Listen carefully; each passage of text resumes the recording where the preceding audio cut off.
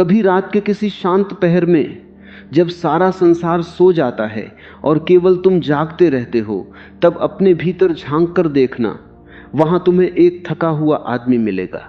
एक ऐसा आदमी जो दिन भर मुस्कुराता रहा, सबसे बातें करता रहा, सबके काम आता रहा, और फिर भी रात होते होते भीतर से खाली हो गया। यह खालीपन अचानक नहीं आया, ये बहुत समय से धीरे धीरे भरता रहा है, बूंद बूंद, और तुमने ध्यान ही नहीं दिया। तुम बहुत समय से दौड़ रहे हो। बाहर से तुम्हारा जीवन शांत और व्यवस्थित दिखता है, पर भीतर एक निरंतर भागदौड़ चल रही है, किसी एक व्यक्ति की ओर, किसी एक नजर की ओर, किसी एक शब्द की ओर, जो शायद कभी आएगा, शायद कभी नहीं आएगा। और इसी शायद के सहारे तुम अपना पूरा जीवन खर्च किए जा रहे हो।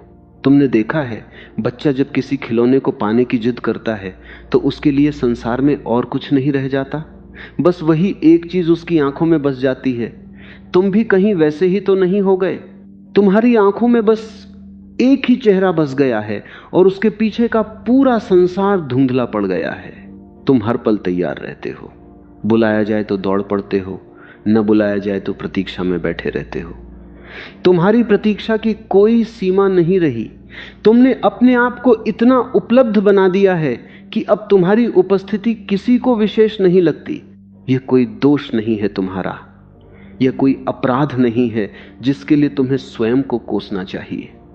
यह केवल एक सच्चाई है जो धीरे धीरे तुम्हारे जीवन में उतर आई और तुमने उसे पहचाना ही नहीं कि कब तुम स्वयं को इतना छोटा कर बैठे, कब तुमने अपने होने का सारा भार किसी और के हाथों में सौंप दिया और कब तुमने अपने जीवन की चाबी किसी और की मुट्ठी में रख दी। विचित्र बात यह है कि जितना अधिक तुम किसी को पकड़ने की कोशिश करते हो, उतना ही वह हाथ से फिसलता जाता है। मुट्ठी में बंधी रेत को याद करो, जितनी जोर से तुम उसे भींचते हो, उतनी ही तेजी से वो उंगलियों के बीच से बहकर निकल जाती है, और जो रेत खुली हथेली पर शांत पड़ी रहती है वही ठहरी रहती है। पानी को मुट्ठी में बांधना चाहो तो वह बच निकलता है, पर उसी पानी में हाथ खुला छोड़ दो तो वह तुम्हारी हथेली पर ठहरा रहता है। रिश्ते भी ऐसे ही हैं, मन भी ऐसा ही है। और इससे भी गहरी बात यह है कि जितना तुम किसी और को पकड़ने में लगे रहते हो, उतना ही तुम स्वयं से छूटते जाते हो। तुम इतने उलझ जाते हो दूसरे में कि अपना पता ही भूल जाते हो। यह कोई संयोग नहीं है, यह मन का वह नियम है जिसे हम देखना नहीं चाहते, क्योंकि उसे देख लेना अपने भीतर की उस कमजोरी को स्वीकार कर लेना है जिसे हम वर्षों से सुंदर शब्दों में लपेटकर छिपाते आए हैं। हम उसे प्रेम कहते हैं, समर्पण कहते हैं, त्याग कहते हैं, निष्ठा कहते हैं, पर भीतर कहीं गहरे में वह केवल भय होता है, खो देने का भय, अकेले रह जाने का भय, यह स्वीकार करने का भय कि शायद हम उतने जरूरी नहीं हैं जितना हम स्वयं को समझना चाहते हैं। तुमने कभी सोचा है कि जो व्यक्ति शांत बैठा रहता है, जो किसी के पीछे नहीं भागता, जिसकी आंखों में कोई बेचैनी नहीं होती, वह अधिक आकर्षक क्यों लगता है? तुमने अपने ही जीवन में ऐसे लोग देखे होंगे। वे कुछ विशेष नहीं करते, कोई चमत्कार नहीं दिखाते, फिर भी उनकी ओर एक खिंचाव होता है। लोग उनके पास बैठना चाहते हैं, उनका ध्यान पाना चाहते हैं। इसका कारण कोई जादू नहीं है, कोई रहस्यमय शक्ति नहीं है। इसका कारण इतना सीधा है कि हम उसे देखकर भी अनदेखा कर देते हैं। स्थिरता अपने आप में एक शक्ति है। व्याकुल मन कभी आकर्षण नहीं बन पाता, क्योंकि व्याकुलता हर समय कुछ मांगती रहती है, और जो मांगता है उसे लोग देना भूल जाते हैं। मांगने वाले के पास से लोग बचकर निकलते हैं, क्योंकि मांग में एक खिंचाव होता है जो थका देता है। पर जो भीतर से भरा होता है, जो अपने होने में संतुष्ट होता है, जिसे किसी से कुछ चाहिए ही नहीं, उसके पास लोग स्वयं खींचे चले आते हैं। उसकी पूर्णता ही उसका सौंदर्य बन जाती है। भिखारी के पास कोई नहीं रुकता, पर सम्राट के द्वार पर भीड़ लगी रहती है। और यह अंतर बाहर के धन का नहीं, भीतर के भाव का है।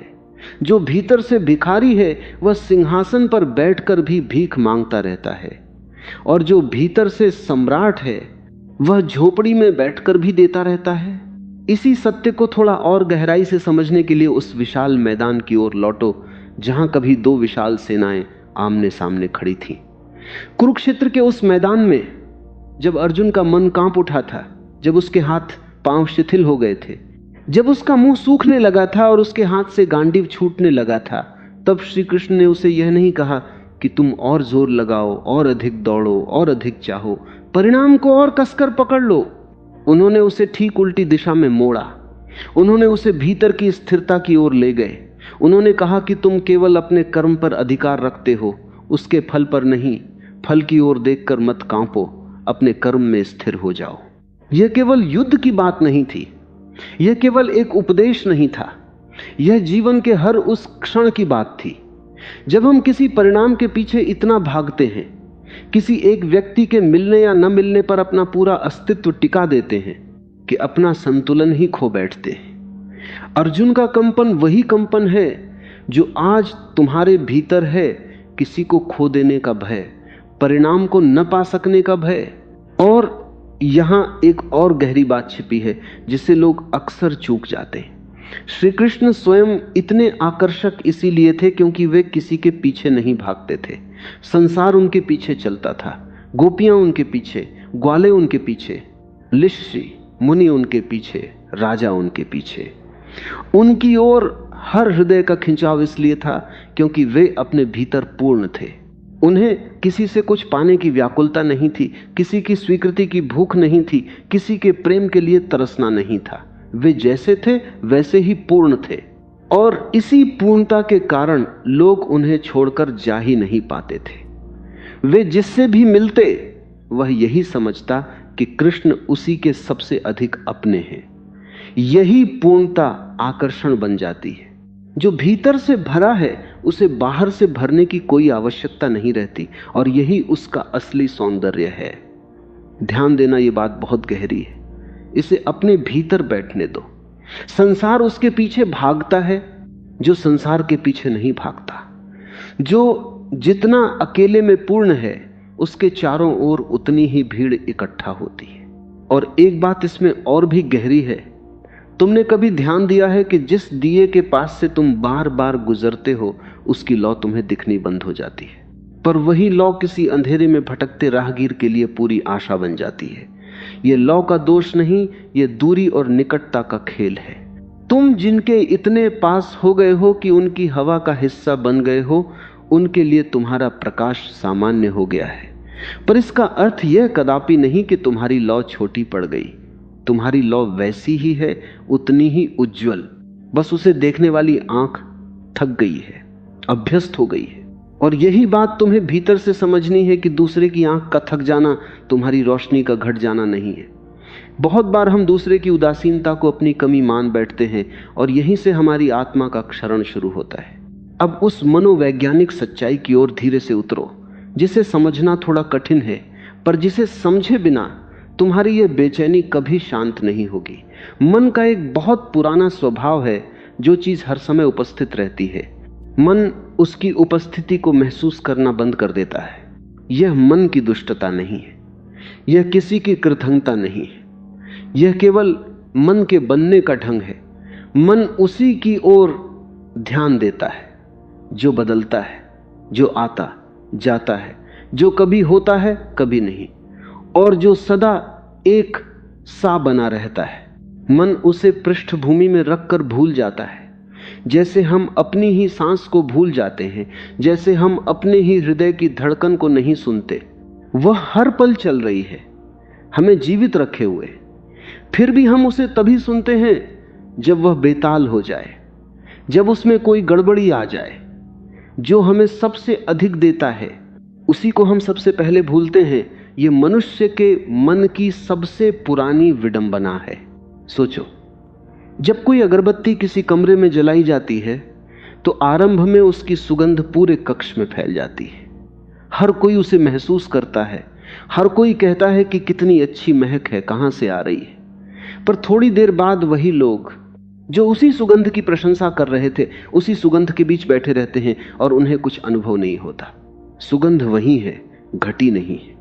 अगरबत्ती अब भी जल रही है, धुआं अब भी उठ रहा है, पर मन उसका अभ्यस्त हो गया है।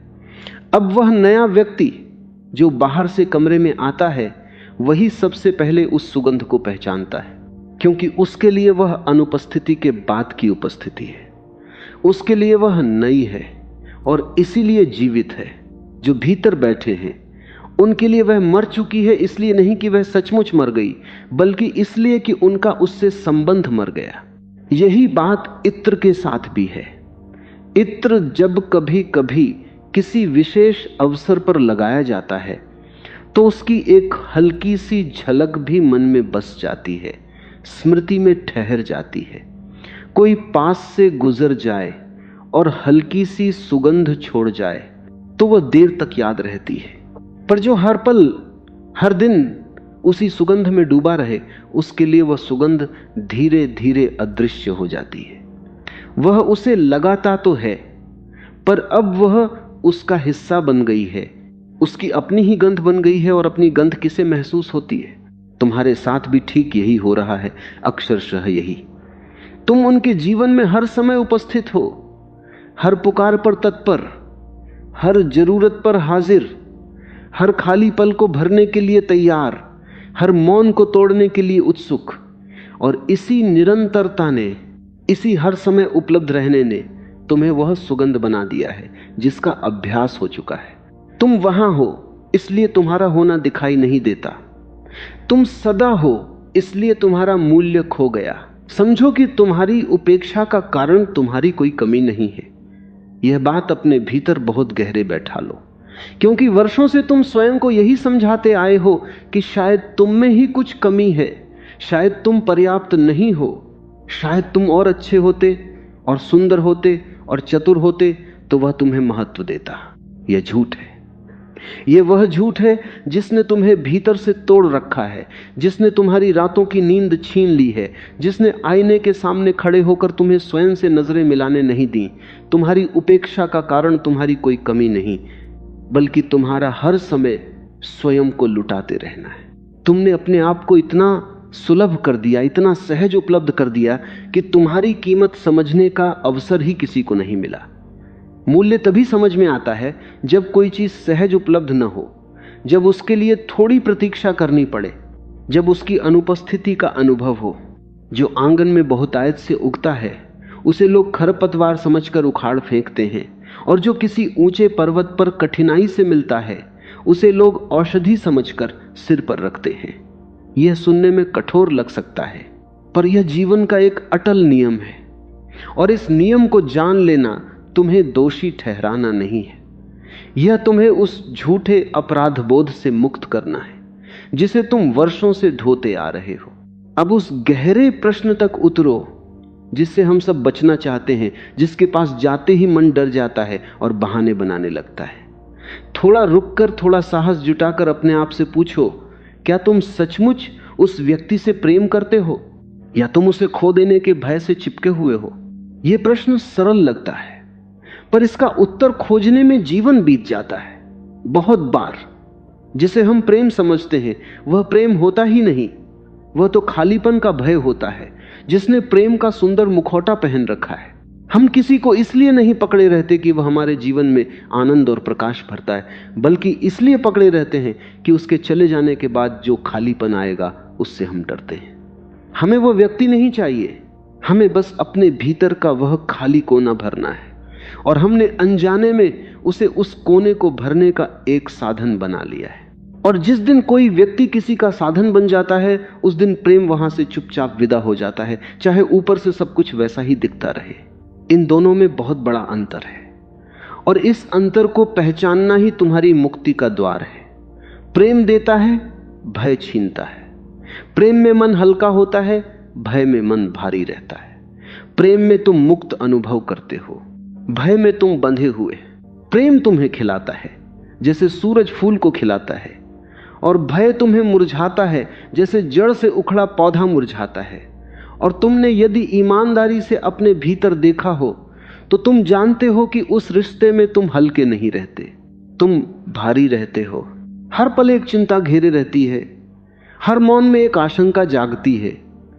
उत्तर देर से आए तो एक घाव खुल जाता है, उत्तर न आए तो रात भर करवटें बदलते बीत जाती हैं। तुम 100 कारण गढ़ते हो कि उसने ऐसा क्यों किया, फिर उन कारणों को काटते हो, फिर नए कारण गढ़ते हो, और इस सब में तुम्हारी सारी ऊर्जा चुक जाती है। यह प्रेम का स्वरूप नहीं है। प्रेम इतना पीड़ादायी नहीं होता, इतना बेचैन करने वाला नहीं होता।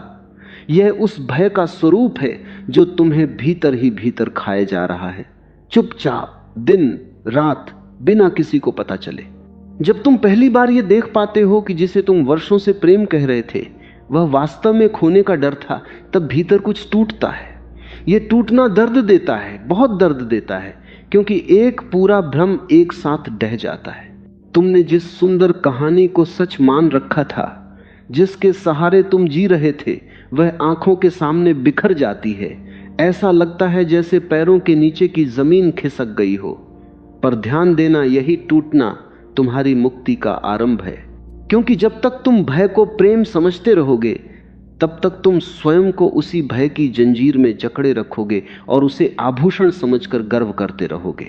भ्रम का टूटना कभी सुखद नहीं होता, पर वह आवश्यक होता है। जैसे किसी पुराने घाव पर बंधी पट्टी हटाते समय पीड़ा होती है, पर उस पीड़ा के बिना घाव कभी सूखता नहीं, हवा कभी लगती नहीं और भीतर का सड़ाव कभी बाहर नहीं निकलता। जो पट्टी हटाने से डरता रहता है वह घाव को और गहरा करता जाता है। साहस इसी में है कि पट्टी हटाओ, पीड़ा सहो और घाव को सूखने दो। और इस सब में सबसे विडंबनापूर्ण बात यह है कि जिस व्यक्ति को तुम इतनी कसकर पकड़े रहना चाहते हो वह भी अनजाने में तुम्हारी इस व्याकुलता को महसूस करता है। उसे तुम्हारे शब्द भले समझ में ना आए, तुम भले कितना ही छिपाने की कोशिश करो, पर तुम्हारी बेचैनी की वह गंध उस तक पहुंचती है। मनुष्य के पास एक अदृश्य अनुभूति होती है जो दूसरे की भीतरी दशा को भांप लेती है, और मनुष्य का स्वभाव ऐसा है कि वह भय के बोझ के पास अधिक देर नहीं ठहर पाता। हम सब अनजाने में हल्केपन की ओर खींचते हैं और भारीपन से दूर भागते हैं। जो हमारे पास आकर हल्का महसूस कराता है उसके पास हम बार बार लौटना चाहते हैं, और जो हमारे पास आकर हम पर अपनी अपेक्षाओं का बोझ रख देता है उससे हम धीरे धीरे दूरी बना लेते हैं। तुम्हारी जितनी अधिक पकड़ होती है उतना ही वह तुमसे दूर सरकता जाता है। इसलिए नहीं कि वह निष्ठुर है, बल्कि इसलिए कि कोई भी हर समय किसी की जरूरत का बोझ नहीं उठाना चाहता। प्रेम में हम साथी चाहते हैं, बोझ नहीं। और व्याकुलता धीरे धीरे प्रेम को बोझ में बदल देती है, बिना यह जाने कि वह ऐसा कर रही है। यहां एक बात रुक कर अपने भीतर देख लेना। हम अक्सर सोचते हैं कि यदि हम और अधिक देंगे और अधिक झुकेंगे और अधिक उपलब्ध रहेंगे तो शायद सामने वाला हमें और अधिक चाहेगा, पर जीवन इसके ठीक उल्टा चलता है।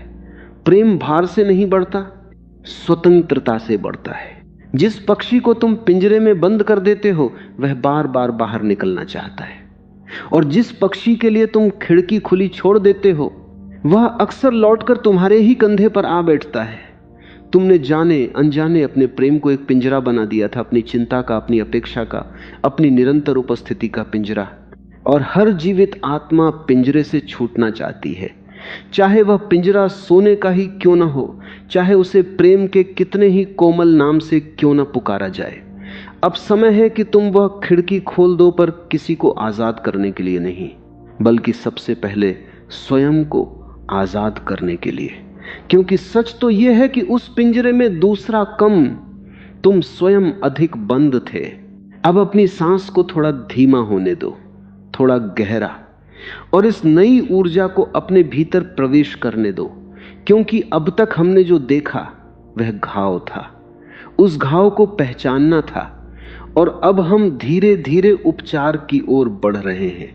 यह समझ लो कि पीछे हटना कमजोरी नहीं है, शांत हो जाना हार मान लेना नहीं है, हर समय उपलब्ध न रहना किसी की उपेक्षा करना नहीं है। यह सब अपने आप में लौटने की गरिमा है। यह स्वयं को वह सम्मान लौटाना है जो तुमने न जाने कब किसी और के चरणों में रख दिया था, यह सोचकर कि शायद वह उसे उठाकर सहेज लेगा। संसार में सबसे बड़ी शक्तियां हमेशा शोर नहीं मचाती। समुद्र की गहराई में कोई हलचल नहीं होती, हलचल तो ऊपर की उथली लहरों में रहती है। जो जितना गहरा होता है वह उतना ही शांत होता है। उथला पानी ही छप छप करता है, गहरा पानी मौन रहता है। बड़े वृक्ष आंधी में भी चुपचाप खड़े रहते हैं, छोटी घास हर हवा में कांपती रहती है। तुम्हें भी अब उथली लहर से समुद्र की गहराई बनना है, कांपती घास से अडिग वृक्ष बनना है। इसी मौन शक्ति को समझने के लिए उस प्राचीन कथा की ओर लौटो, जब देवता और असुर मिलकर समुद्र मंथन कर रहे थे अमृत की खोज में। उन्होंने मंदराचल पर्वत को मथानी बनाया और वासुकी नाग को रस्सी की तरह उस पर लपेट दिया। एक ओर से देवता खींचते, दूसरी ओर से असुर। पर ज्यों ही मंथन आरंभ हुआ, वह विशाल पर्वत अपने ही असीम भार से समुद्र की तलहटी में डूबने लगा। सारा प्रयास व्यर्थ होने को था, सारी योजना डूबने को थी, अमृत की सारी आशा डूबने को थी। तब भगवान विष्णु ने कूर्म का एक विशाल कछुए का रूप धारण किया और चुपचाप समुद्र की अथाह गहराई में उतर गए और उस डूबते हुए पर्वत को अपनी पीठ पर थाम लिया। ध्यान देना, उन्होंने कोई गर्जना नहीं की, कोई प्रचंड लीला नहीं रची, किसी को यह जताया भी नहीं कि वही समूचे मंथन का आधार बने हुए हैं। ऊपर श्रेय बूट रहा था, नीचे भार उठ रहा था। वे केवल नीचे, सबसे नीचे अंधकार में शांत, अडिग और स्थिर बने रहे और उसी अदृश्य स्थिरता पर समूचा मंथन टिका रहा। ऊपर देवता और असुर खींचतान करते रहे, पर्वत घूमता रहा, समुद्र मथता रहा, एक के बाद एक रत्न निकलते रहे और नीचे एक मौन शक्ति सब कुछ बिना किसी शिकायत के थामे रही। यदि वह आधार जरा सा भी हिल जाता, जरा सा भी डगमगा जाता तो सब कुछ डूब जाता, पर वह नहीं हिला और इसीलिए अंततः अमृत निकल सका। इस कथा को केवल सुनकर मत छोड़ देना, इसे अपने जीवन में उतार लेना।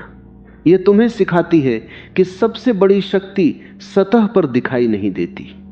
सबसे बड़ी शक्ति वह है जो भीतर गहराई में मौन रहकर सब कुछ थामे रहती है और जिसे कोई धन्यवाद भी नहीं देता, कोई पहचानता भी नहीं। तुम्हें भी अपने जीवन में वही कूर्म बनना है। तुम्हें अपना आधार स्वयं बनना है। अब तक तुमने अपना आधार किसी और को बना रखा था। वह मीठा बोला तो तुम्हारा दिन अच्छा, वह रूखा बोला तो तुम्हारा दिन बर्बाद। तुम्हारी सारी स्थिरता उसके हाथ में थी। यह डोलना बंद करना है। दूसरों के व्यवहार की लहरों पर डोलते रहना छोड़ देना है। तुम्हें भीतर से इतना स्थिर हो जाना है कि बाहर का कोई तूफान तुम्हारे केंद्र को न हिला सके। कोई आए तो भी तुम वही रहो, कोई जाए तो भी तुम वही रहो, कोई सराहे तो भी तुम वही, कोई भुला दे तो भी तुम वही। यह स्थिरता ही तुम्हारी असली शक्ति है। और सबसे आश्चर्य की बात यह है कि यही वह शक्ति है जिसे संसार दूर से ही पहचान लेता है और जिसकी ओर अनायास खींचने लगता है। जो स्वयं अपना आधार बन जाता है, संसार उसे अपना आधार बनाना चाहता है। जैसे तुम भीतर स्थिर होते जाओगे, एक और गहरा सत्य तुम्हारे सामने स्वयं खुलने लगेगा। मूल्य का एहसास अक्सर कमी से जन्म लेता है, अनुपस्थिति से जन्म लेता है, थोड़ी सी दूरी से जन्म लेता है। जो सदा सामने रहता है उसका होना भुला दिया जाता है और जो थोड़ा दूर हो जाता है उसका होना याद आने लगता है। उसकी अनुपस्थिति में उसका मूल्य उभरने लगता है। जिस घर में दीपक रोज जलता है उसकी रोशनी कोई नहीं गिनता, पर जिस रात वह बुझ जाए उस रात पूरा घर उसकी कमी से भर जाता है। पर सावधान रहना, इसे कोई चाल मत समझ लेना। यह कोई खेल नहीं है जिसे तुम किसी को फंसाने के लिए, किसी को तड़पाने के लिए, किसी को सबक सिखाने के लिए खेलो। यदि तुमने इसे चाल बनाया तो तुम फिर उसी जाल में फंस जाओगे जिससे निकलने की बात हो रही है, क्योंकि चाल भी तो उसी की चिंता है, उसी पर ध्यान केंद्रित रहना है, उसी की प्रतिक्रिया की प्रतीक्षा है। दूर जाकर बार बार यह देखना कि उसे फर्क पड़ा या नहीं। यह दूर जाना नहीं, यह तो और गहरे बंध जाना है। यह चाल नहीं, यह तो जीवन का स्वाभाविक नियम है जिसे तुम अपने ही कल्याण के लिए जानते हो, किसी को हराने के लिए नहीं। और इसी सत्य के ठीक केंद्र में वह बात बैठी है जो तुम्हें सबसे अधिक सुननी थी, जिसके लिए यह सारी यात्रा थी। डरो मत।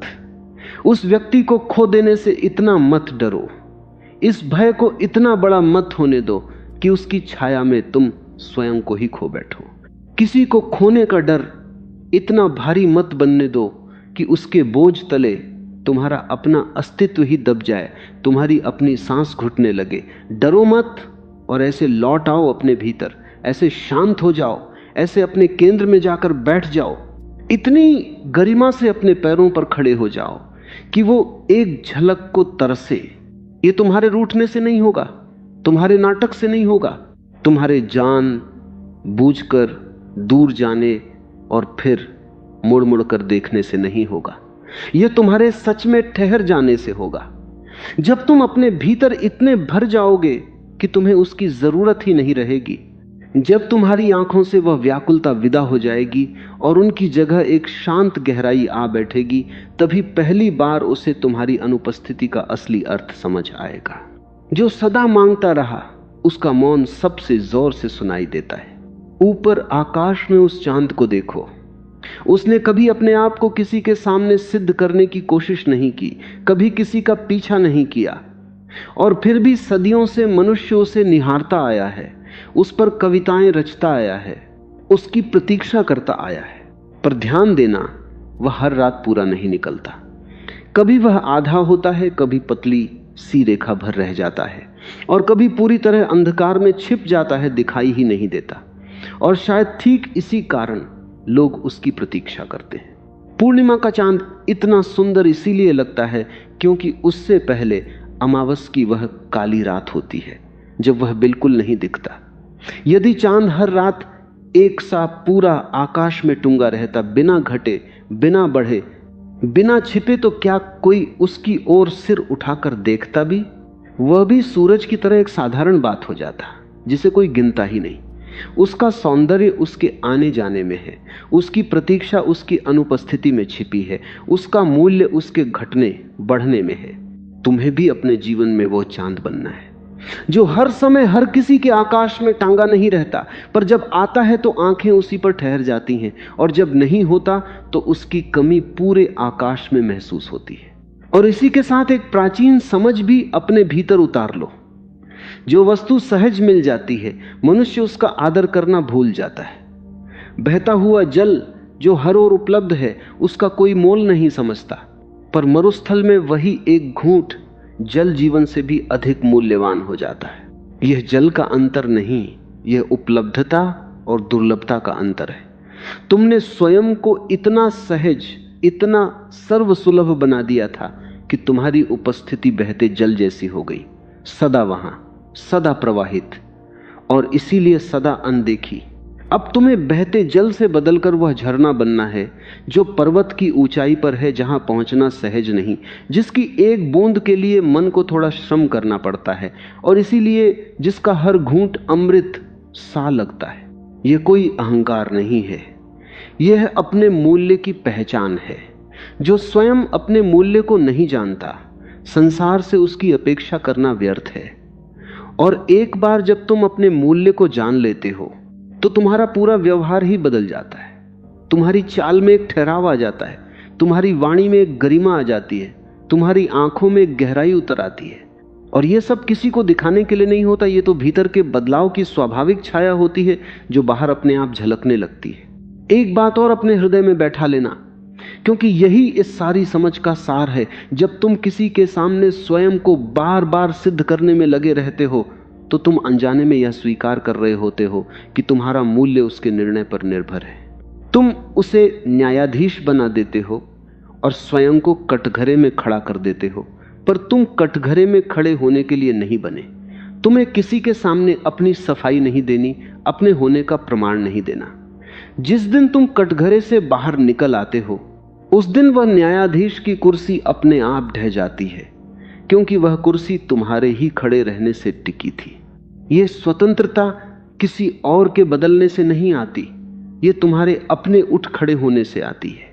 पर अब इस पूरी बात को एक ऐसे मोड़ पर ले आओ जहां यह केवल किसी और के बारे में न रह जाए, क्योंकि अब तक हम जिस व्यक्ति की बात करते रहे वह असल में मुख्य बात है ही नहीं। और यदि तुम केवल इतना ही समझकर रुक गए कि कैसे उसे अपनी कमी महसूस कराई जाए, तो तुमने इस पूरी यात्रा का सबसे गहरा मोती छोड़ दिया। असली बात किसी और को पाने या खोने की है ही नहीं। यह तुम्हें चौंका सकता है, पर इसे ठहरकर समझना, असली दुख दूसरे को खोने में नहीं है। असली दुख तो उस दिन शुरू होता है जिस दिन इस सारी दौड़ में, इस सारी प्रतीक्षा में, इस सारे समर्पण में तुम स्वयं को खो देते हो। दूसरे का जाना तो एक घटना है जो आज नहीं तो कल भर जाएगी, पर अपना खो जाना एक स्थिति है जो जीवन भर रिश्ती रहती है। जरा अपने पीछे मुड़कर देखो, उन बीते महीनों और वर्षों की ओर। किसी को पाने की चाह में तुमने अपनी वह हंसी कहीं रख दी जो कभी बिना किसी कारण के तुम्हारे होठों पर खिल उठती थी। किसी की प्रतीक्षा में तुमने अपने वे सपने एक और सरका दिए जिन्हें कभी तुम अपनी आंखों में सजाए फिरते थे, जिनकी बात करते करते तुम्हारी आंखें चमक उठती थी।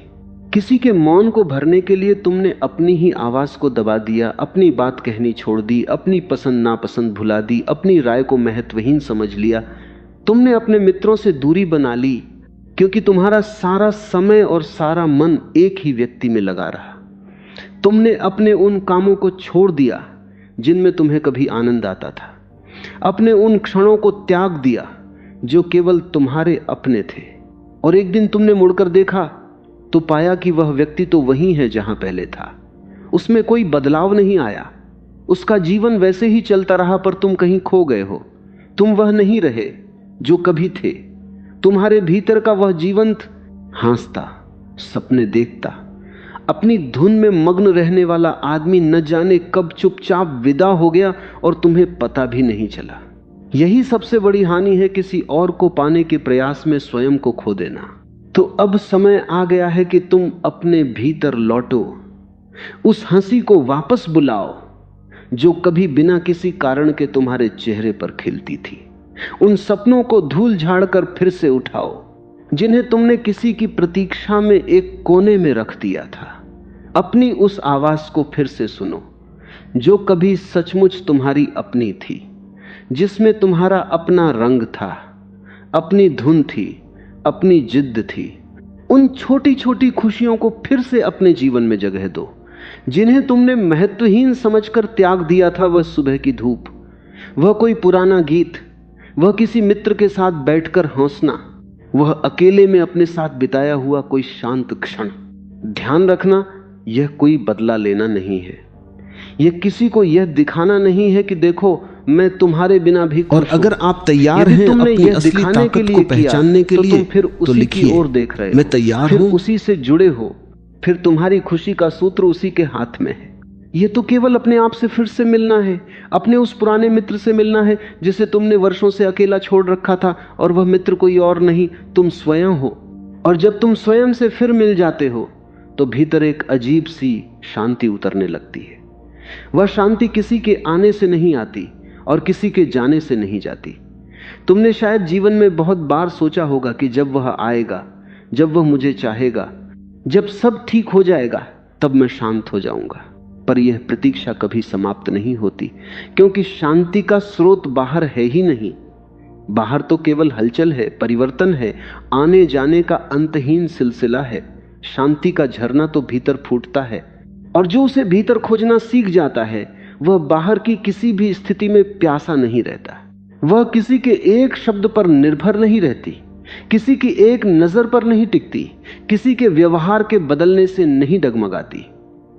वह शांति पूरी तरह तुम्हारी अपनी है, तुम्हारे भीतर से उठती है, तुम्हारे ही स्रोत से फूटती है, और इसीलिए उसे कोई तुमसे छीन नहीं सकता। यह वह संपत्ति है जो किसी के हाथ में नहीं, केवल तुम्हारे अपने हाथ में है, और जिसे कोई चोर चुरा नहीं सकता, कोई आग जला नहीं सकती, कोई व्यक्ति जाते समय अपने साथ ले नहीं जा सकता। और जो व्यक्ति इस शांति को एक बार पा लेता है वो फिर किसी के पीछे नहीं भागता, क्योंकि अब उसके पास खोने का वह डर ही नहीं बचता जिसके कारण वह भागता था। जिसके भीतर का खजाना भर गया वह बाहर भीख मांगना अपने आप छोड़ देता है। यह जो भीतर की स्वतंत्रता है इसे ठीक से समझ लेना, क्योंकि लोग अक्सर इसे गलत समझ लेते हैं। यह किसी से दूर हो जाने की, किसी को छोड़ देने की, किसी से रिश्ता तोड़ लेने की स्वतंत्रता नहीं। दूर हो जाना तो फिर भी